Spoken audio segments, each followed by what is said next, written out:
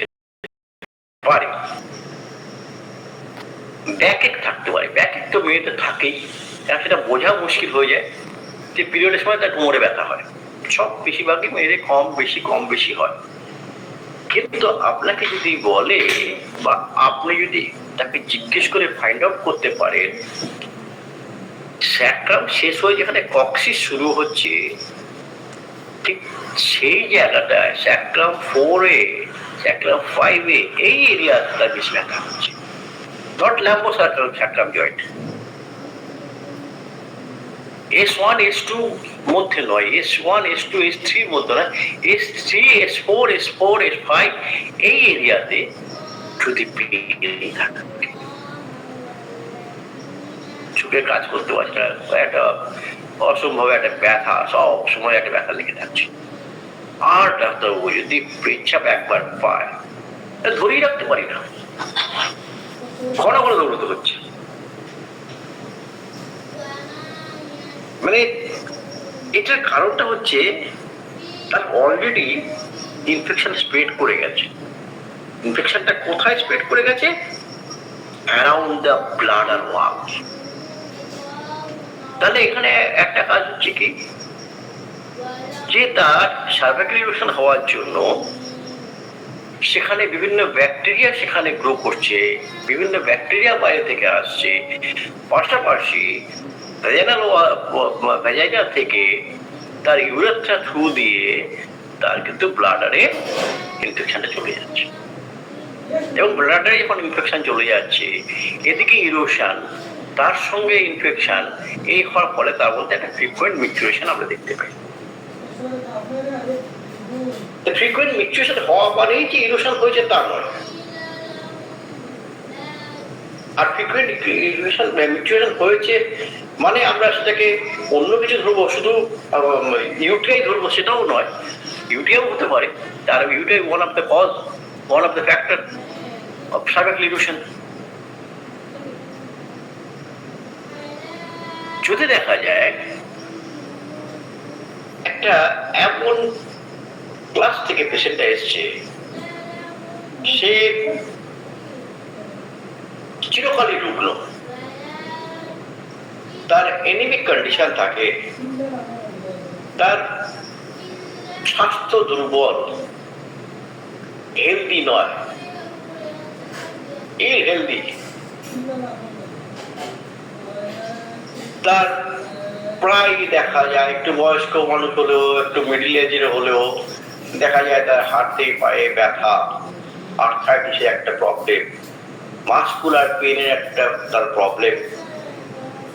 তাহলে এটা পর্যন্ত নোটিংয়ে রাখতে পারি। ইল হেলথের জন্য লিউকোরিয়া হতে পারে, ইল হেলথ হওয়া মানেই যে আমার সার্ভাইকাল ইনফেকশন হবে তা নয়, ইল হেলথ কিন্তু ওয়ান অফ তার মধ্যে একটা সিমটম হতে পারে, হবেই তার কোনো মানে নেই। আবার হেলদি পার্সনের যে সার্ভাইকাল ইনফেকশন হবে না তার কোনো মানে নেই, হেলদি পার্সনেরও হতে পারে। কিন্তু দেখা যায় নিউট্রিয়েন্ট ফুড তার মধ্যে ঠিক মতো যায় না বলে তার এগুলো হতে পারে। এইখান থেকে কি হতে পারে, সার্ভাইকাল ইনফেকশন যদি হয় সেখানে অনেক ক্ষেত্রে দেখা যায় নট ইয়েট কনফার্ম, তাদেরকে ইনফার্টিলিটি প্রেজেন্ট হতে পারে, বাচ্চা কাচ্চা হচ্ছে না দীর্ঘদিন ধরে। প্রোরাইটাস ভালভা, প্রোরাইটাস ভালভা মানে হচ্ছে সেখানে ইচিং, ইরাপশন, ভালভার ভ্যাজাইনার ওয়ালের মধ্যে লিবিয়া মেজোরা, লিবিয়া মাইনোরা ওয়ালে তার ইরাপশন হয়ে দিচ্ছে। এগুলো এর পেছনে এই যে ডিসচার্জ, একটা কন্টিনিউয়াস ডিসচার্জ, এর পেছনে তার একটা কজ থাকতে পারে। এইবারে এই যে ডিসচার্জ হচ্ছে যদি লে পাবলিক হয়, লে ম্যান হয়, কারণ আদার দেন মেডিকেল স্টুডেন্ট তাদেরকে আমরা লে পার্সন ধরবো, যদি তাদের সেরকম ফ্যামিলি থেকে না আসে, তারা যদি সেই ধরনের বুঝতে না পারে, সাধারণ মানুষ যারা তারা যেন হোয়াইট ডিসচার্জ হওয়া মানে শরীর থেকে এক ধরনের রক্ত বেরিয়ে যাচ্ছে, সাদা রক্ত বেরিয়ে যাচ্ছে। রক্ত তো দু রকমের, একটা হোয়াইট ব্লাড সেল, একটা রেড ব্লাড সেল। আমরা সবসময় বলি একটা হোয়াইট ব্লাড সেল রক্তের মধ্যে থাকে, হোয়াইট ব্লাড সেল রক্তের মধ্যে থাকে, রেড ব্লাড সেল। তাহলে হোয়াইট ব্লাড সেল হচ্ছে রক্ত,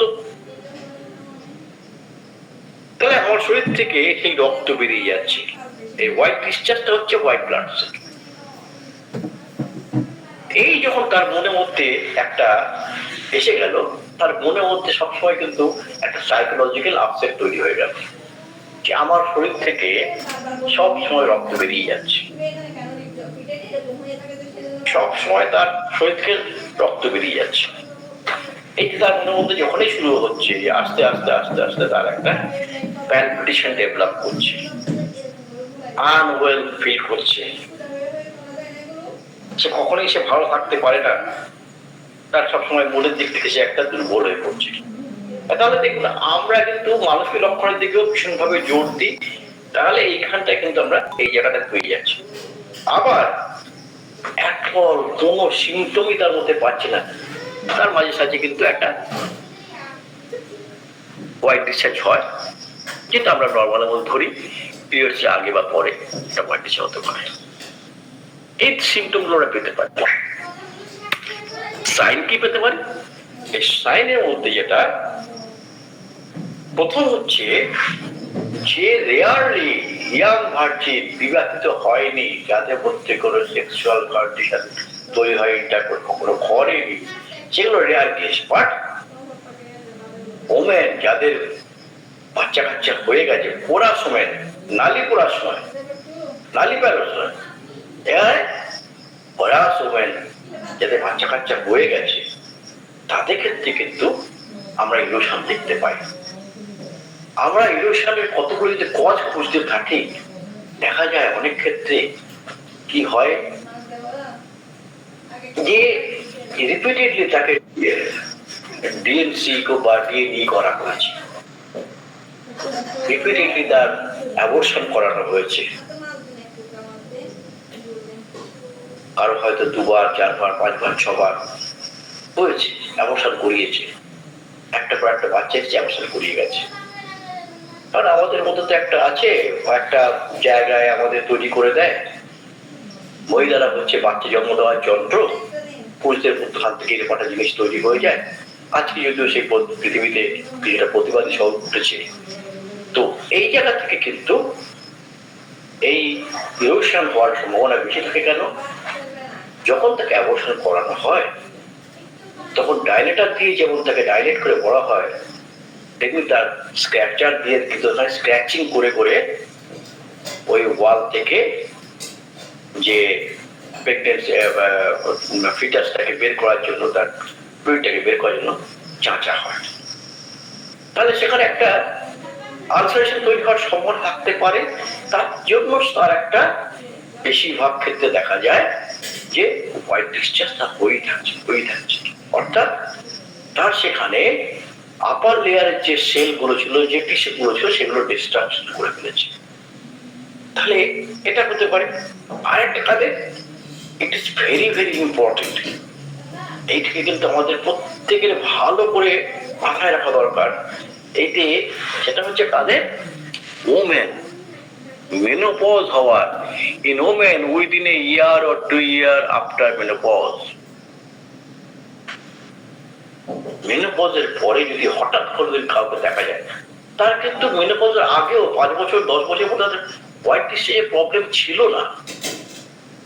একদম যখন তার পিরিয়ড হতো, তখন তার হোয়াইট ডিসচার্জের কোনো প্রবলেম ছিল না। নর্মালি 1 দিন 2 দিন 3 দিন হতে পারত, তারপর হয়ে যেত। কিন্তু দেখা গেল আজ থেকে 1 বছর 1.5 বছর 2 বছর, কারো কারো ক্ষেত্রে 5 বছর আমি দেখেছি, প্র্যাকটিক্যাল দেখেছি, আফটার 5 years হঠাৎ একদিন তার একটু ডিসচার্জ হচ্ছে, ব্লিডিং হলো এবং হোয়াইট ডিসচার্জ হলো, বেশ কয়েকদিন হয়ে বন্ধ হয়ে গেল। ন্যাচারালি তারা সঙ্গে সঙ্গে ডাক্তারের কাছে আসে। এটা কিন্তু খুব পয়েন্ট আউট রাখা দরকার। এনিমিক কন্ডিশন হতেই পারে, যেটা বললাম, এনিমিক কন্ডিশনের জন্য একটা, তাহলে সাইনটা কি? এনিমিয়া। আমরা দেখবো তাদের এনিমিক সাইন গুলো, যেগুলো দেখার, চোখের পাতাটা দেখবো, আমাদের নেল বেডটাকে দেখবো, টাংটাকে দেখবো, কানের লতিটাকে দেখবো, এবং আফটারঅল আমরা সবার শেষ খেলে ওরা ব্লাড টেস্ট গুলো দেখবো। এ তো আমাদের এদিক দিয়ে যাচ্ছে। আর ফিজিক্যাল এক্সামিনের কথা যেটা বললাম, ওটা যারা আমাদের এখানে পার্টিসিপেন্ট আছেন, আমি প্রতিটি লেডি ডক্টরের কাছে আমার রিকোয়েস্ট থাকবে, আপনারা এইগুলোকে একটু আস্তে আস্তে নিজেদেরকে আপগ্রেড করুন, স্পেকুলার ইউজ করুন, আর্টিফিশিয়াল ইউজ করুন, হ্যান্ড গ্লাভস ইউজ করুন এবং ভ্যাজাইনাল এক্সামিনেশন করাটা শুরু করুন। কিছু হয়নি, যে একটা কোনো প্রবলেম নিয়ে আপনার ভ্যাজাইনাল কোনো মিউটেন্ট প্রবলেম নিয়ে এসছে, আপনার এক্সপিরিয়েন্স গ্যাদার করার জন্য আপনি ফিজিক্যাল এক্সপেরিমেন্ট করুন, তাতে আপনার পক্ষে অনেক সুবিধে হবে। ভবিষ্যৎ জীবনের প্র্যাকটিসে আপনি একটা জায়গা যেতে পারবেন, কিরকম, যে ওই ডাক্তারবাবুর কাছে গেলে উনি কিন্তু আমাকে ভালো করে চেক আপ করেন, ওই ম্যাডাম কিন্তু আমাকে ভালো করে চেক আপ করেন, একদম ভেতরে হাতটা দিয়ে উনি ভালো করে দেখে নেন, যেভাবে গাইনোকোলজিস্ট দেখে উনি সেইভাবে দেখেন।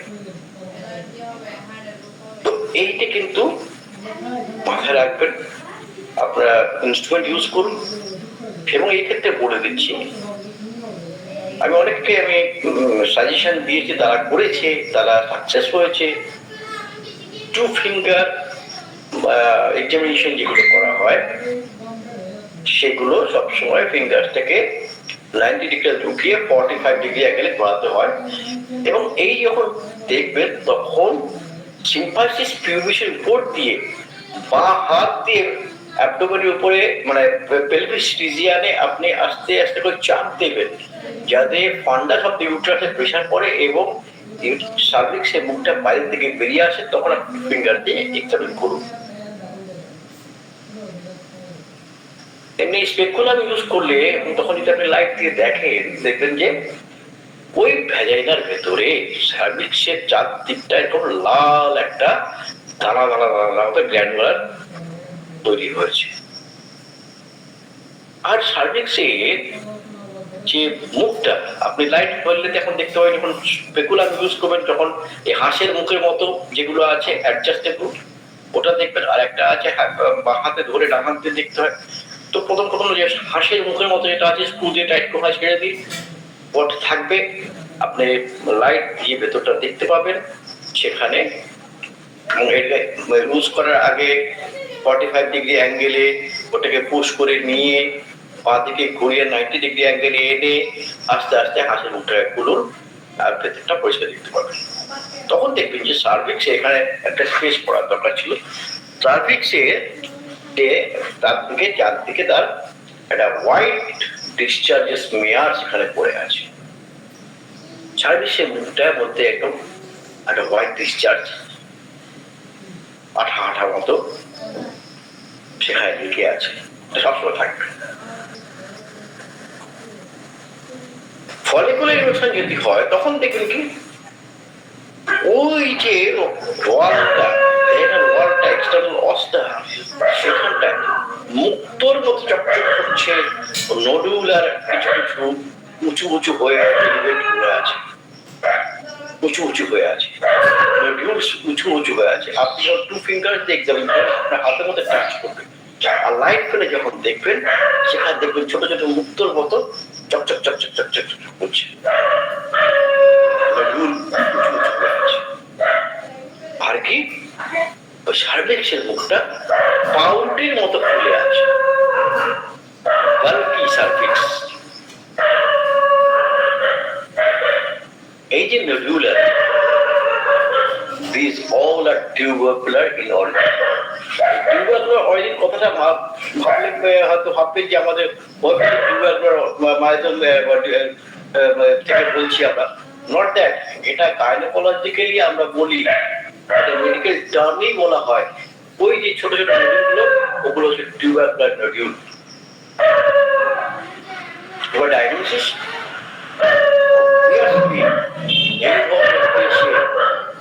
প্যাপ স্মিয়ার টেস্ট করতেই হবে। Cytological examination of pap smear test, তাহলে আমরা কি লিখি? Pap state cytological examination. Pap মেন সাইটোলজি লিখে দেন, pap smear cytology, pap PAP smear cytology, that's advice pap smear cytology.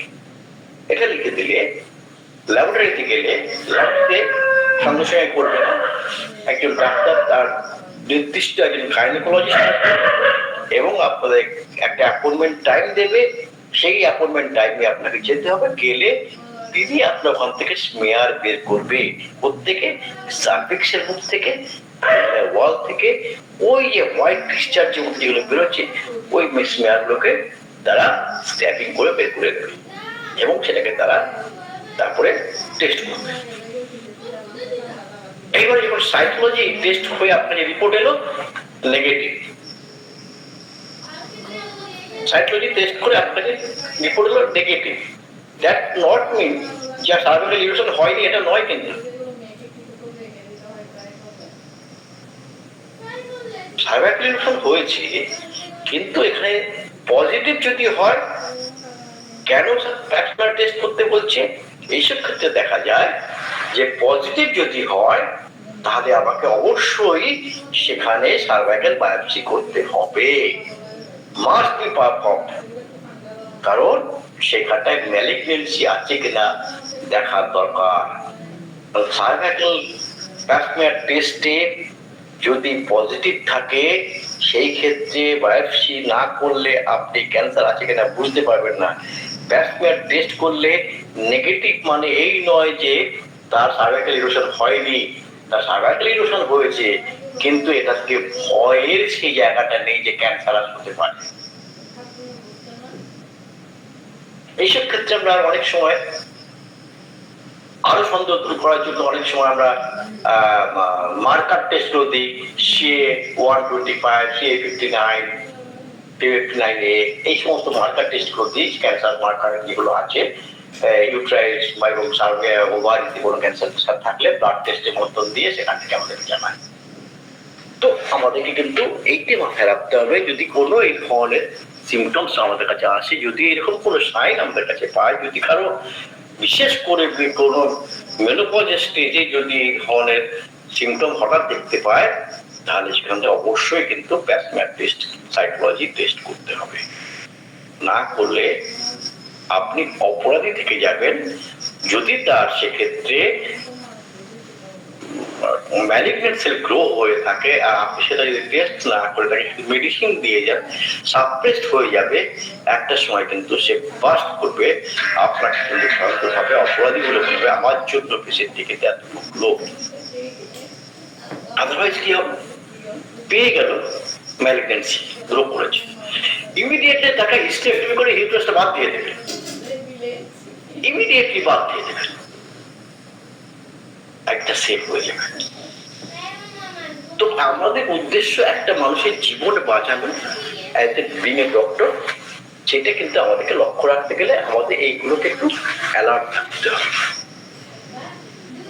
Complication কি হতে পারে বললাম, UTI, urinary tract infection, arthritis. আমি যে কথাটা বলছিলাম, it's remain unproven that cervical erosion predisposes of cervical carcinoma. Cervical erosion হলেই কিন্তু সার্ভাইকাল কার্সিনোমা হবে, এটা কোনো কিন্তু আজ পর্যন্ত প্রুভ করতে পারেনি। এটা হওয়ার সম্ভাবনা থাকতে পারে, এটা যে তার আগের স্টেজ এটা কেউ বলতে পারবে না। Cervical erosion is the previous stage of carcinoma, এটা কিন্তু এখনো প্রুভ হয়নি, কিন্তু হতে পারে। এইটার দিকে তাকিয়ে আমাদের কিন্তু এই টেস্টগুলো করতে হবে, এটা মাথায় রাখতে হবে। এবার আর কি কি হতে পারে? ডিফারেন্সিয়াল ডায়াগনোসিস, যেমন ওটা হবে না, কিন্তু ডিফারেন্সিয়াল ডায়াগনোসিস এটাও হতে পারে তার আর্লি সার্ভাইকাল কার্সিনোমা। ওই ছবি, ওই সিমটম গুলো এসছে, আমি তখন টেস্ট করিনি, টেস্ট করলাম, বায়োপসি করলাম, নেগেটিভ হলো, differential diagnosis early cervical carcinoma একটা পয়েন্ট কেটে বাদ চলে গেল। কি হতে পারে? মিউকাস পলিপ, যে ইউট্রাসের ভেতরে যে মেমব্রেন আছে সেই মেমব্রেন থেকে প্রচুর পরিমাণে মিউকাস বেরোনোর ফলে ওখানে একটা পলিপ তৈরি হতে পারে, টিউবারকুলার আলসার হতে পারে, ওই যে নডুলার গুলো বললাম মুক্ত চকচক করছে সেখান থেকে একটা ঘা হতে পারে, টিউবারকুলার আলসার হতে পারে, স্যান্ট্রা হতে পারে, ভ্যাজাইনাইটিস হতে পারে, ভ্যাজাইনের মধ্যে ইনফ্লামেশন হতে পারে। এইগুলো একটা পজিটিভিটি। আমি দুটো ছবি এখানে দেখাচ্ছি, দেখুন এই ছবিগুলো দেখলে বুঝতে পারবেন এই ভ্যাজাইনাল ওয়াল, এটা হচ্ছে সার্ভিক্সের মুখ এবং এটা হচ্ছে তার এক্সটার্নাল অস। এই দেখুন এক্সটার্নাল অস। তাহলে এই সার্ভিক্সের ভেতর থেকে এইভাবে ইরোশন হয়েছে, এরকম তো থাকার কথা ছিল না। একটা স্পেকুলামের থ্রু দিয়ে যখন দেখছে তখন দেখছি এইটে এই যে এই মাসেলটা থাকার কথা তো ছিল না, ছিল তো শুধু এইটুকু থাকার কথা। এবং সার্ভিক্সে কিন্তু এই যে অস এরকম ভাবে চেরা মতো থাকে, কিন্তু এরকম খোলার কথা তো ছিল না, ইনফ্লামেশন হওয়ার কথা তো ছিল না। এই যে ইরোশন গুলো হয়েছে দেখুন এখানে আপনারা ভালো করে লক্ষ্য নডিউল নডিউল মতো দেখতে পাবেন, আপনারা এখানে গর্ত গর্ত গর্ত দেখতে পাবেন, এই ইরোশন কিন্তু হয়েছে, এটা তো হওয়ার কথা ছিল না। তো এইগুলো যখন আমরা পেশেন্টকে দেখবো, যদি আমাদের ফিজিক্যাল এক্সপেরিমেন্ট করার স্কোপ থাকে কোনো ডক্টরে, তারা ফিজিক্যাল এক্সপেরিমেন্ট করবেন এবং সেখানে দেখবেন এরকম ভাবে ফুলে আছে। এই ভেজাইনাল ওয়ালের মধ্যে দেখুন এই যে দেখুন নডুলার পার লাইক ট্রান্সপারেন্ট নডুলার চকচক করছে, ঠিক আছে। আমাদের এটা যদি মায়োজেটিক বিচার করে দেখি, সাইকোসিবিলিটিক ডিস্ট্রাকটিভ কন্ডিশন চলছে, সিবিলিটিক এক্সেস প্রফিউজ সাইকোসিবিলিটিক মায়োজম এখানে কাজ করছে, টিউবারকুলার মায়োজম এখানে কাজ করছে। আমি হোমিওপ্যাথিক মেডিসিনের সিমটম নিয়ে আপনাদেরকে বোঝাতে যাবো না, কারণ আপনারা প্রত্যেকেই ডক্টর, প্রত্যেকেই জানেন আমাদের মধ্যে অনেক মেডিসিন আছে। আমি কয়েকটা মেডিসিন নাম বললাম, এগুলো খুব commonly use for the cervical erosion. সেটা হচ্ছে আর্সেনিক অ্যালবাম, অরামেটালিকাম, হাইড্রাসিস ক্যারাটিসিস, খুব ভালো মেডিসিন, অনেক পেশেন্টের ক্ষেত্রে খুব ইমপ্রুভ পেয়েছে। তার সালফুরিক অ্যাসিড, কোরিয়া ম্যাকালিটাম, আপনার কার্বাইনালিস। কার্বাইনালিস পেশেন্টের দিকে একটা লক্ষ্য রাখবেন, কার্বাইনালিস পেশেন্টের ক্ষেত্রে কিন্তু এনিমিয়াটা থাকেই, এনিমিয়া থাকবেই, তাদের রাতে ঘুম চলে যায়, ছুতে পারে না ঠিক করে। আর ভেসপা ক্যাপ্রো, এটা একটা খুব খুব ভালো সার্ভাইকাল ইরোশনের মেডিসিন, এবং এটা কনজেন্টাল নয়, অ্যাকওয়ার্ড। এইটা খুব ভালো মেডিসিন, যে যার এতে এই মেডিসিনটার সবচেয়ে বড় ক্ষমতা কি, ওই যে তার কলামনার টিস্যু সেই থেকে আবার রিপ্লেস করে স্কোয়ামাস এপিথেলিয়াল সেলকে রিগ্রোথ করতে হেল্প করে, বুঝতে পেরেছেন? এইটাই আমাদের কিন্তু একটা খুব ভালো মেডিসিন, এবং সে বেজাল সেলগুলোকে চেঞ্জ করে পলিফাইড করে সে কিন্তু এখানে আবার স্কোয়ামাস এপিথেলিয়াল সেলকে নিয়ে আসে। এর ক্ষেত্রে যদিও দেখা যায় লেফট ওয়াইতে একখানি প্রবলেম থাকে, মেনস্ট্রুয়াল পিরিয়ডে সে ডিপ্রেসড হয়ে যায়, পেইন থাকে, প্রেশার থাকে, কনস্টিপেশন থাকে। আদার যেগুলো আছে সেগুলো মোটামুটি সবই আমাদের জানা আছে কম বেশি। আর্সেনিক অ্যালবামের যে কমন সিমটম যেগুলো থাকে সেগুলো থাকবেই, হট ইজ রিলিফ এগুলো থাকবে, ড্রাই ভেজাইটা থাকবে, তার যে এপিথেলিয়াল সেল থেকে যখন কলামনার টিস্যুতে চলে গেছে সেখানে গ্র্যানুলেশন গুলো যখন হচ্ছে সেই ক্ষেত্রে তার জেনেটালিয়া গুলো সোয়েলিং হয়ে ওঠে। এগুলো আপনারা প্রত্যেকেই দেখবেন, পেয়ে যাবেন। অরামেটালিকের যে ক্যারেক্টারিস্টিক সিমটম সেগুলো থাকবে, ডিস্ট্রাকশনের যে সিমটম সেটা থাকবে। আবার অরামেটালিকের কিন্তু ওভার গ্রোথেরও সিমটম আছে, এটাও কিন্তু মাথায় রাখবে। তার জন্য আমরা দেখতে পাই ইরোশনের ক্ষেত্রে সার্ভিক্স লস কিরকম ফুলে ফুলে ওঠে, এটা কিন্তু আমরা দেখতে পাই। আর সালফিউরিক অ্যাসিডের ক্ষেত্রে দেখা যায় বেশিরভাগ ক্ষেত্রে মেনোপজাল স্টেজে যেগুলো হয় সেগুলো ক্ষেত্রে সালফিউরিক অ্যাসিড খুব ভালো কাজ করে। হাইড্রাস্টিস তো কোনো কথাই নেই, হাইড্রাস্টিস আছে। আজকে বললাম যেখানে কোনিয়াম থাকবে সেখানে ভেজানাল ওয়ালে টিউবারকুলার নোডুলগুলো মানে ফুলে ফুলে উঠবে, এগুলোকে দেখা যেতে পারে। আমি মেডিসিন নিয়ে আপনাদেরকে মেডিসিন শেখানোর মতো দৃষ্টতা আমার নেই, আপনারা সবাই মেডিসিন জানেন। এই পর্যন্ত আমি বলে আপনাদেরকে ধন্যবাদ জানিয়ে শুভরাত্রি জানিয়ে শেষ করছি। Thank you to all of you. Good night. Sir বলুন। বিনীত একটা রিকোয়েস্ট ছিল স্যার, সেটা হচ্ছে স্যার খুব সুন্দর উপস্থাপনা, খুব সুন্দর ক্লাস হয়েছে, খুব কৃতজ্ঞ স্যার। আর একটু মানে আমি একটু মিস করেছি স্যার, প্রথম দুইটা স্লাইড স্যার যদি একটু স্ক্রিনে নিয়ে আসতেন স্যার। কিছুই নেই, স্লাইড খুব কম আছে, খুব একটা কিছু নেই।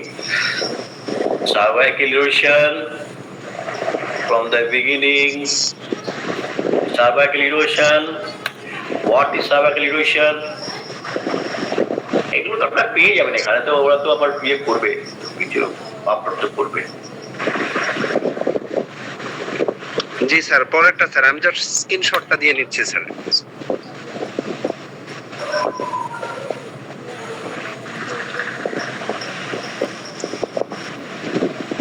ওকে, জি sir, thank you sir.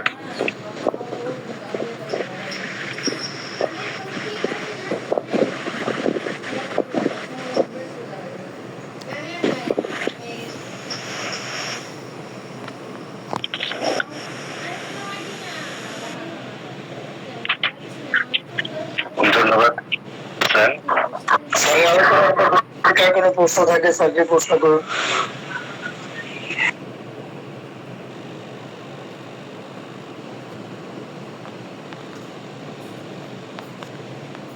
Papa class Kalyan Ghatak sir বলুন, আপনার প্রশ্নটি করুন। স্যার সাইবারকে স্যার এই ব্যাপারটা, হ্যাঁ, মেনস্ট্রুয়েশন চলাকালীন কেন খুব বেশি হতে দেখা যায়? কেন খুব বেশি হতে দেখা যায় না? যায় না। বেশিরভাগ ক্ষেত্রে আমরা যেটা দেখেছি যে আফটার মেনোপজ বা এই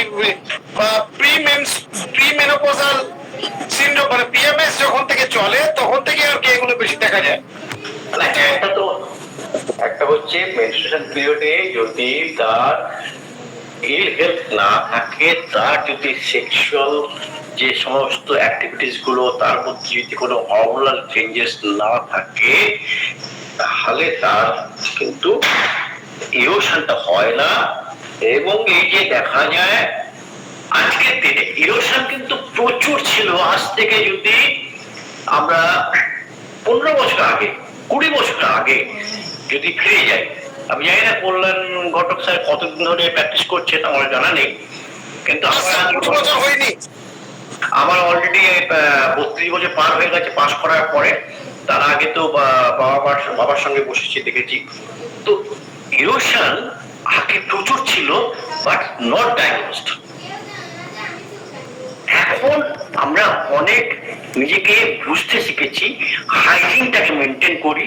এইগুলো করার ফলে লিউকোরিয়া হলে কি কি করা উচিত সেটাকে আমরা যখন দেখি, তার সঙ্গে সঙ্গে আমাদের আজকের দিনে কিন্তু অ্যাবর্শনটাও অনেক কমে গেছে। আগেকার দিনে এক একটা ঘরে 5টা 6টা 7টা করে বাচ্চা হতো, এখন কিন্তু 2টো বাবির পরে আর বেবি হচ্ছে না। মাইন্ডেড এখন যখন আমাদের কেউ ইন্টারকোর্স করতে যাচ্ছে, সে কন্ট্রাসেপটিভ পিল ইউজ না করে কন্ডোম ইউজ করছে, কারণ সে জানে কন্ট্রাসেপটিভ পিলের মধ্যে সাইড এফেক্ট আছে। 80% যারা আছে তারা কিন্তু পিল ইউজ করে, কন্ডোম ইউজ করে না। ডিফারেন্স এখানটা। এবং দেখবেন একটা শ্রেণীর মধ্যে এখনো, আমি জানি না কল্যাণ স্যার যেটা বলছে, কিছু কিছু আছে সেটা কমিউনিটি বেস নয়, এটা ক্লাস বেস। ফিনান্সিয়ালি উইক যারা, মাইন্ডেড, ফিনান্সিয়ালি উইক যারা, তারা কিন্তু পিল বেশি ইউজ করে, কারণ তার ফ্যামিলির যেটা আছে তার পার ডে ইনকাম 500 থেকে 700 টাকা, এবং তার মধ্যে তার হাজবেন্ডের নেশা করার প্রবণতা আছে, এবং যথারীতি সে তার পিল ইউজ করে ফর ওন স্যাটিসফ্যাকশন, সে কন্ডম ইউজ করে না, এবং তারা দেখবেন প্রচুর পরিমাণে নিউকোরিয়া ভুগতে আছে, এবং সেটা তাদের টেস্ট হয় যখন ইলিউশন গুলা ধরতে পারে না। আপনি ফিজিক্যাল এক্সামিন করেন না বলে ধরতে পারেন না, সে বড় ডাক্তারটায় যায় না বলে ধরতে পারে না। এতে নয় যে ম্যারেজ লাইফটা বেশি হয়, পোড়া সুমেনদের বেশি হয়, যেটা পিউবার্টিতে যেটা হয় দ্যাট ফিজিওলজিক্যাল, এটা কোনো ইয়ে নয়, ওটা ওয়ার্কআপ হয়ে যায়।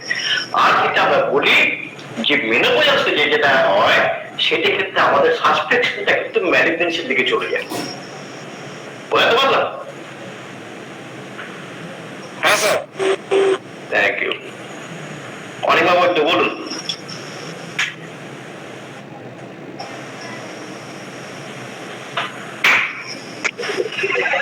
ডাক্তার অনিমা বৈদ্য ম্যাডাম, আপনি হ্যান্ড রাইজ করেছিলেন, স্যারকে আপনার প্রশ্নটি করুন। নমস্কার স্যার। নমস্কার। স্যার, একটি 4 বছরের বাচ্চা মেয়ে, ওর মা মানে সন্ধ্যা 7টার দিকে, বাচ্চা বিকেলে খেলা করেছে, কিন্তু সন্ধ্যা 7টার দিকে ওর মা ড্রেস চেঞ্জ করিয়েছে, তো 9টার দিকে মায়ের কাছেই ছিল। 9টার দিকে বাচ্চার লোয়ার পোর্শনের ইনারে অনেকটা ব্লিডিং হয়েছে এবং অনেকটাই ব্লাড ছিল। তো স্যার, এটা কি কারণের জন্য হয়েছে 4 বছরের বাচ্চা? 4 বছরের বাচ্চা অনেকটা ব্লিডিং হয়েছে, সে খেলতে গিয়েছিল, যখন কোনো ইঞ্জুরি হয়েছিল, 5টা আগে দেখতে কোনো ইঞ্জুরি হয়েছিল, ব্লিডিং হয়েছে, এখন সেটা 5 কেটে দিতে হবে। শোনা যাচ্ছে না, কাইন্ডলি একটু জোরে যদি বলেন। যখন তার ব্লিডিং হয়েছে, 4 বছরের বাচ্চা খেলতে গিয়েছিল, দেখুন কোন রকম ইঞ্জুরি হয়েছে কিনা, ফার্স্ট এটাকে দেখুন, ফার্স্ট দেখুন ইঞ্জুরিতে কিছু হয়েছে কিনা। আপনার এটা মাথায় সবার আগে আসবে যে কোনো একটা ইঞ্জুরি হতে পারে, কারণ এর যখন মেনিস্ট্রেশন শুরু হওয়ার সময় আসেনি, তাহলে কেন এটা না বাবা, যদি কনজেনিটাল কোনো ডিফেক্ট থাকে, জন্মগত কিছু নিয়ে থাকে, তার জন্য সেখান থেকে ব্লিডিং হতে পারে। তো আপনাকে সেখানে ইউএসজি করতে হবে, আপনাকে দেখতে হবে সেখানে তার ভিতরে কোনো প্রবলেম কিছু আছে কিনা, এগুলোকে কিন্তু আপনাকে ফাইন্ডিং করতে হবে। তো প্রথম হচ্ছে এখন তাকে ব্লিডিং বন্ধ করতে হবে। তার জন্য প্রথম যেটা ফার্স্ট এইড গ্রুপ আছে, যেটা আমাদের ডিস্ট্রিক্ট লেভেলে ভালো করে দিতে হবে, তার কোনো ইঞ্জুরি হয়েছে কিনা, ধরুন কোনো ইঞ্জুরি হয়, কোন পরিবেশে খেলতে যায়, সেই পরিবেশটা কিরকম, সেখান থেকে কোনো ইনফেকশন আসতে পারে কিনা, ইউটিআই কিছু হতে পারে কিনা, এই ডিফারেন্সিয়াল জায়গাগুলোকে খুঁজে বের করতে হবে। বুঝতে পারছি? এবং আপনাকে ল্যাব ফাইন্ডিংসে যেতেই হবে, আপনাকে তার ব্লাড কালচার, তার ভেজাল স্মেয়ার নিয়ে কালচার, তার কালচারিং করে দেখতে হবে কোনো ইনফেকশন আছে কিনা, ইউএসজি করে দেখতে হবে তার সেখানে কোনো ইরেগুলারিটি আছে কিনা। বুঝতে পারলাম? হ্যালো স্যার, ইনজুরিটাই বেশি হওয়ার চান্সেস বেশি, তাই না স্যার? হ্যাঁ, এখানে সাসপেকশন ইনজুরি।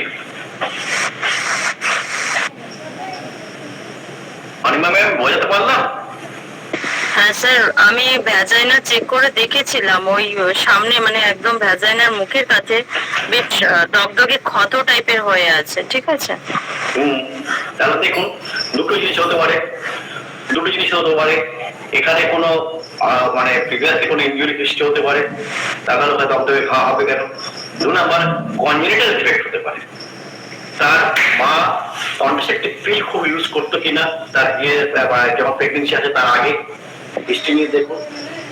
যদি তার মা কন্ট্রাসেপটিভ পিল ভীষণভাবে বেশি ইউজ করতো, তাহলে তার সেখান থেকে ইস্ট্রোজেন প্রোজেস্টেরন সে কিন্তু ক্যারি করে নিয়ে গিয়ে ফিটাস লেভেলের বডির মধ্যে সেখানে ওভার গ্রোথিং হয়েছে।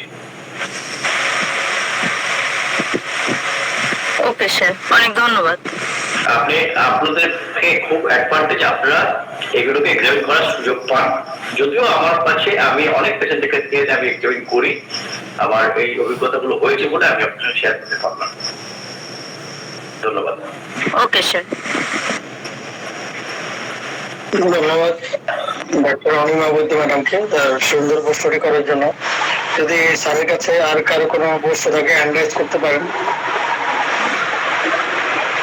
আমার মনে হচ্ছে কারো কোনো প্রশ্ন নেই আপাতত।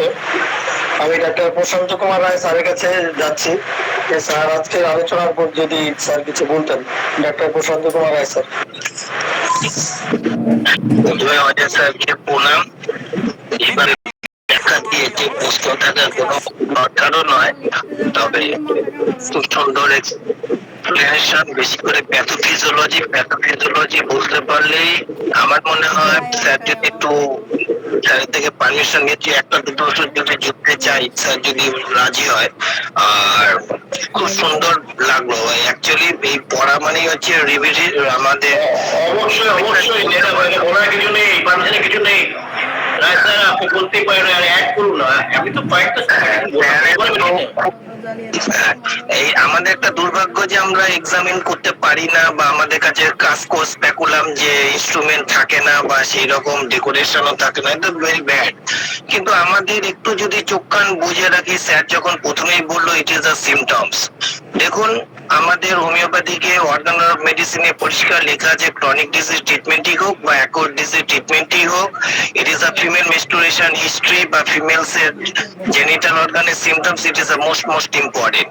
স্যারের একটা স্লাইডে দেখলাম যে এখানে আলসিরেশন হয় না, ইরোশনের ক্ষেত্রে আলসিরেশন হলে it is the malignancy tendency. এটা আমাদের হয়তো ফিজিক্যাল দেখতে পারলে ভালো হতো, কিন্তু এই যে সিমটম বললো, দেখুন আমাদের কাছে প্রতিনিয়ত রোগী আসে, ইট ইজ দ্য লিউকোরিয়ারে আমরা যখন এক্সপ্লেনেশন আর করতে চাই না, এইসব ক্ষেত্রে লিউকোরিয়া থাকছে কিন্তু কনস্ট্যান্ট অ্যান্ড প্রফিউজ, এই একটা সিমটম দেয়। কিন্তু পরে যে সিমটমসটা স্যার বারবার বললো মেট্রোরেজিয়া ডিউরিং ইন্টারকোর্স, আমরা কাউকেই প্রশ্ন করি না। সাধারণত দেখা যায় যে ফোর্সফুল ইন্টারকোর্স ছাড়া, অর্থাৎ বিবাহিত দম্পতি যদি মেলামেশা করার পরে যদি তার ব্লিডিং হয়, তাহলে এটা তো নর্মাল নয়, this is the abnormal, it is a sign of the first sign, it is a cervical erosion, or it is the maybe the first stage of the হচ্ছে সার্ভাইকাল ক্যান্সার। দেখুন এই যে সিমটমসটা, এটার সঙ্গে যদি কোনো অ্যাসোসিয়েটেড সিমটম যদি যোগ করতে পারি, এই যে স্যার যেমন সুন্দর বললো ইট ইজ আ সাইকোটিক, কোনো ক্ষেত্রে সার্ভিক্সে পলিপ হতে পারে, বা মেইনলি দেখা যায় যে সিফিলিটিক ম্যানিফেস্টেশন এবং অ্যান্টি হেমারেজিক ড্রাগ গুলোই আমাদের কিন্তু বেশি শো করে। আমরা যদি অ্যালেন্সের বই পড়ি পরিষ্কার, কিন্তু আমার এখনো মনে আছে, আমার কাছে আপাতত বইটা নেই, দুটো ওষুধ আমাদের কাছে শো করিয়ে দেয়। একটা হচ্ছে আর্জেন্টাম নাইট্রিকাম, আর একটা তার মধ্যে ব্যাকেটে লেখা আছে ইট ইজ আ নাইট্রিক অ্যাসিড। এই যে আবার এটা হচ্ছে সার্ভিক্যাল ইরোশনের হচ্ছে ফার্স্ট সিমটম, তার সঙ্গে হচ্ছে এই যে যেমন আর্জেন্টাম নাইট্রিকামের লং কন্টিনিউড মেন্টাল এক্সারশন। বর্তমান যুগে কার কি চিন্তা নেই বা কার কি চাপ, এই যে মেন্টাল কন্ডিশন সুন্দরভাবে সুইটেবল কন্ডিশন হয়, এই দুটো ওষুধ কিন্তু most important, it is a primary stage. আর একটু যদি ক্যান্সারের দিকে ঢোকে, অর্থাৎ সার্ভাইকাল ক্যান্সার, যেমন হচ্ছে ইন্টারকোর্স করার পরে পরের দিন তার ব্লিডিং হচ্ছে, bleeding it is a culture টাইপের, তার সঙ্গে যদি দুর্গন্ধ হয়, এবং আমি যদি সাসপেক্টেড করতে পারি উইদাউট টেস্ট ছাড়াই সাসপেক্টেড, আমি বলছি না যে confirm, the case is maybe the হচ্ছে ক্রিওজোটও দেখুন ইট ইজ আ হ্যামারেজিক ড্রাগ, তার সঙ্গে হচ্ছে অ্যান্টি ক্যান্সারাস কন্ডিশন। এই তিনটে ওষুধ কিন্তু most important for the acute prescriber, or it is a first কনসেপশনের ক্ষেত্রে। আর বাদ বাকি ওষুধগুলো স্যার যে বলেছে ইট ইজ 100%, যেটা কম আনকমন ওষুধ বেসপা কথাটা বললো, ইট ইজ আ মোস্ট ইম্পর্টেন্ট, কারণ ওইটাতেও যেটা আছে সেটা হচ্ছে পার্পল কালার অফ দা হচ্ছে দা সার্ভিক্স। পার্পল কালার হলে আমাদের মাথার মধ্যে প্রথমেই ঢুকে যায় ল্যাকিসিস, কিন্তু এই জায়গাটাতে কিন্তু ল্যাকিসিস নয়, এই জায়গাটাতে কিন্তু হচ্ছে বেসপা purple colour of the cervix, এবং ওখান থেকেও কিন্তু হচ্ছে ডার্ক ব্লাড কিন্তু হচ্ছে উজিং হয়। এবং আরেকটা যেটা স্যার খুব ভালো বললো, স্যার যেমন বললো যে এখনকার যুগে বেশি বাচ্চা হয় না, কিন্তু এখনকার যুগে আমার যা অভিজ্ঞতা দেখি যে অ্যাবর্শন, অর্থাৎ ইলিগালি হোক বা লিগালি হোক, অ্যাবর্শন হচ্ছে মোস্ট কমন। এই অ্যাবর্শন করতে গিয়ে ডাইলেটেশন হয়, ওই ক্ষেত্রে ইনজুরি হয়, ইনজুরি টু দা সব part, first medicine it is a calendula, তার সঙ্গে কিছু ক্ষেত্রে ফাইব্রোসিস কন্ডিশন গ্রো করতে পারে, সেই জায়গায় অন্যান্য মেডিসিন আছে। এই জায়গাগুলো অ্যাকচুয়ালি কি হয় যে এই এই যে মানে ইমার্জেন্সি কন্ডিশন করার পরে পেশেন্ট যে একটু আরাম পেয়ে যায়, সার্ভাইভ হয়ে যায়, কিন্তু ওই যে টিআর, ওই যে ইনজুরি, তার পরবর্তী স্টেজ গুলো কিন্তু এই কন্ডিশন গুলো কিন্তু হ্যাম্পারিং ঘটে। কারণ পেশেন্ট কমপ্লিট মানে কোন জায়গা থেকেই হচ্ছে কমপ্লিট হচ্ছে মানে কিওর হয়ে আসে না, বা কমপ্লিট কিওর পেশেন্ট চায়ও না। একটু ধামাচাপা ভালো থাকলে পেশেন্ট কিন্তু মানে ট্রিটমেন্ট ছেড়ে দেয়, এটা আমাদের দিক থেকে আমরা খেয়াল করি। যাই হোক, এই তিনটি ওষুধ নিয়ে এবং সিমটমস কিন্তু খুব গভীর ভাবে শুনতে হবে, শুনলেই কিন্তু ডিজিজ ডায়াগনোসিসের ক্ষেত্রে যেমন সুবিধা, পাশাপাশি ভাবে কিন্তু মেডিসিন প্রেসক্রিপশন করতে খুব সুবিধা। ধন্যবাদ। কোন অসুবিধা কিছু যদি ভুল বলি অজয় স্যার অতি অবশ্যই আবার জুড়ে দেবেন। ধন্যবাদ স্যার। অসংখ্য ধন্যবাদ ভদ্রতাকে এডিশন করার জন্য, এবং ভদ্রতা তো সবসময় থাকে, আমি সবসময় আমার করে ছেড়ে দিই, কারণ আমি মেডিসিন টাইমগুলোকে নিয়ে অত বেশি ইলেভেট করি না, মেডিসিন যা ভুলে যাই, তারপর আপনারা আছেন, আপনারা অ্যাড করলে আমাদের সঠিক যারা আছে তাদের অনেক ধন্যবাদ।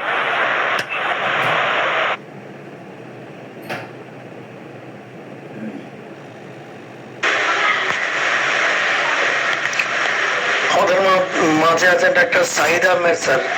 স্যার কি শুনতে পাচ্ছেন? ডাক্তার সাহিদ আহমেদ স্যার।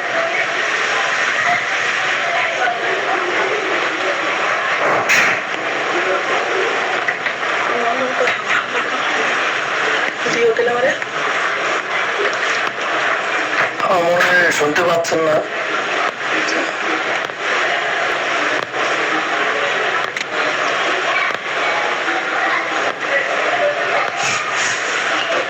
যাই হোক, আমাদের মনে হচ্ছে আজকে অনেকক্ষণ হয়ে গেছে, স্যারও অনেকক্ষণ আলোচনা করলেন, স্যারও ভীষণ ক্লান্ত এবং পরিশ্রান্ত। তো আজকের যদি কারো আর কোনো প্রশ্ন না থাকে বা কিছু বলার না থাকে, তাহলে আজকে আমাদের প্রোগ্রামটি এখানেই সমাপ্তি ঘোষণা করতে যাচ্ছি। সবাইকে ভালো থাকবেন, সুস্থ থাকবেন, সবাইকে শুভরাত্রি জানাচ্ছি, এবং আগামী আমাদের হোমিও উদ্দীপনার সোমবারের ক্লাসে সবাইকে আমন্ত্রণ জানাচ্ছি। তো আজকের ক্লাসটি এখানে আনুষ্ঠানিক সমাপ্তি ঘোষণা করছি। সবাইকে ধন্যবাদ সুন্দর মনোযোগ দিয়ে আলোচনা শোনার জন্য, এবং আমাদের শ্রদ্ধেয় ডাক্তার অজয় কুমার দাস স্যারকে ধন্যবাদ। তিনি অনেক প্রতিকূলতার মধ্যে আজকে ক্লাসটি করেছেন, এবং আমাদের একটি প্রাকৃতিক সমস্যা আমাদের ডিস্টার্ব করেছে, তারপরেও মোটামুটি সুন্দর আলোচনা করেছেন স্যার। সবাইকে ধৈর্য ধরে আলোচনা শোনার জন্য আবারও ধন্যবাদ জানাচ্ছি। সবাই ভালো থাকবেন। স্যার। হ্যাঁ, ধন্যবাদ স্যার। আসলে আমাদের এখানে আরো অনেক স্যাররা ছিলেন, তারা যদি কিছু বলতেন বলতে পারেন। আমাদের মধ্যে এখনো পর্যন্ত কয়েকজন স্যার আছেন। বিশ্বনাথ দত্ত স্যার। স্যার, আজকের ক্লাসটা কেমন লাগলো আপনার?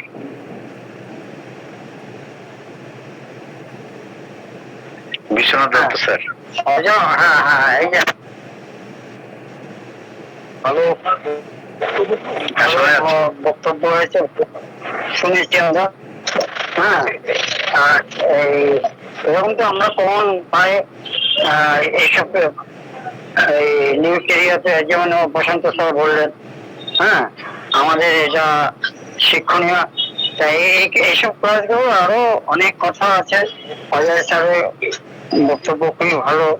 তা এখন ওই যে সার্ভিক্সের যে উনি দেখাচ্ছেন, বললেন যে সার্ভিক্সটা নরম হয়ে যায়, তারপরে সার্ভিক্সের বাইরে যদি টিউমার হয় সেগুলো নিয়েও আলোচনা করলে আরো ভালো হতো, কিন্তু সময়টা কম। এটা নিয়ে আরেকদিন একটা ক্লাস হলে পরে একটা ভিতরে টিউমার হয়, একটা মায়োমেট্রিয়ামে একটা টিউমার হয়, আর একটা বাইরের দিকে একটা টিউমার হয় সার্ভিক্সের বাইরে, এবং সেখানে কি কি অসুবিধা হতে পারে, মেনস্ট্রুয়াল প্রবলেমের কিছু অসুবিধা হতে পারে কিনা।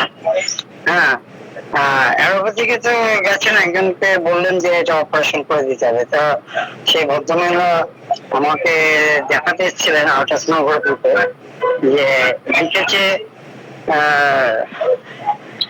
একটা নতুন টার্ম দেখলাম এন দিয়ে, যে ওইখানে হয়েছে, সার্ভিক্সের বাইরে যে হয়েছে সেটা দেখাচ্ছিল। আমি পেশেন্টকে বললাম যে এটা আপনার সার্ভিক্সের বাইরে হয়েছে, তবে হোমিওপ্যাথি খেয়ে দেখতে পারেন। হ্যাঁ, ওরা আমার তো অপারেশন করতে বলছে। সেই সব নিয়ে একটু আলোচনা হলে আরো আমরা এনগেজ হতাম, কিন্তু সময় কম। আজকে আমার শরীরটা ভালো না। হ্যাঁ, প্রথমে একটু মাইকের একটু গন্ডগোল হয়েছিল, তারপর তো ঠিক হয়ে গেছে। তা আমার বেশ ভালো উপভোগ করে, আরো আরো এইসব নিয়ে আরো ক্লাস হলে আমাদের আরো উপকার হবে।